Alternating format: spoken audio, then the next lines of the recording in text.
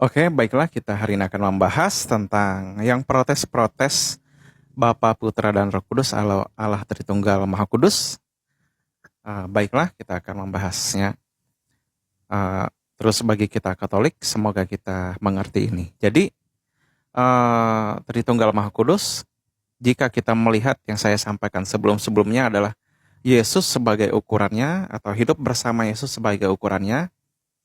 Hal ini sudah jelas kita tahu bahwa yang memprotes Tritunggal Maha Kudus itu adalah sebuah kesalahan. Jadi mereka yang protes itu tidak memiliki kewenangan untuk protes karena mereka tidak hidup bersama Yesus. Jadi yang perlu kita tahu adalah Tritunggal Maha Kudus pada saat Tuhan Yesus menjelaskan uh, Bapa dan Aku adalah satu atau yang lain-lainnya, itu adalah keadaan.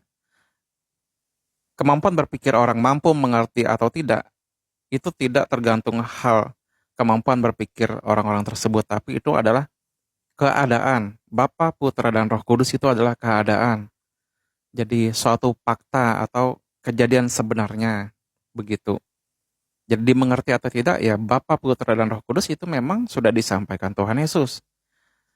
Dan para murid Yesus pun mungkin ya kaget juga mendengar itu awalnya. Jadi tapi apapun mereka harus menyampaikan bahwa membaptis juga dalam nama Bapa dan Putra dan Roh Kudus. Yesus juga menyampaikan bahwa Aku dan Bapa adalah satu. Jika engkau melihat Aku, engkau juga melihat Bapa. Jadi ya begitu, itu keadaan seperti bumi, matahari, atau matahari ya begitu keadaannya. Jadi matahari itu bercahaya, ada panasnya, atau matahari bisa tertutup oleh awan, ya begitu. Seperti udara ya, itu keadaannya. Jadi keadaan tersebut yang kita sampaikan, yang kita berusaha jelaskan. Oleh sebab itu, orang-orang yang protes Tritunggal Maha Kudus itu sudah tidak layak. Mereka sudah tidak hidup bersama Yesus, membaca teks, mengkritik, nggak jelas. Jadi oleh sebab itu, pekerjaan mereka adalah pekerjaan yang salah, bersumber dari sumber yang salah. Jadi Tritunggal Maha Kudus itu diterima atau ditolak. Dimengerti atau tidak itu urusan yang berikutnya. Jadi kalau tidak mengerti ya memang begitu ajaran Yesus bahwa ada Bapa dan Putra dan Roh Kudus. Nah, oke, kali ini saya akan mencoba mengadakan survei dari penjelasan-penjelasan saya. Bagi yang belum mengerti silakan ketik 0, bagi yang sudah mengerti silakan ketik angka 1. Bagi yang ingin tahu Yesus, silakan ketik angka 2 di kolom komentar.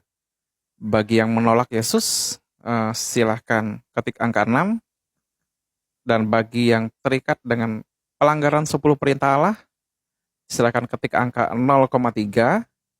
Dan bagi yang berjuang untuk melepaskan diri dari keterikatan dengan pelanggaran 10 perintah Allah, yang masih sangat berjuang, silakan ketik 3,0. Jadi saya akan mencoba survei. Semoga ini membantu kita semua. Tuhan Yesus memberkati.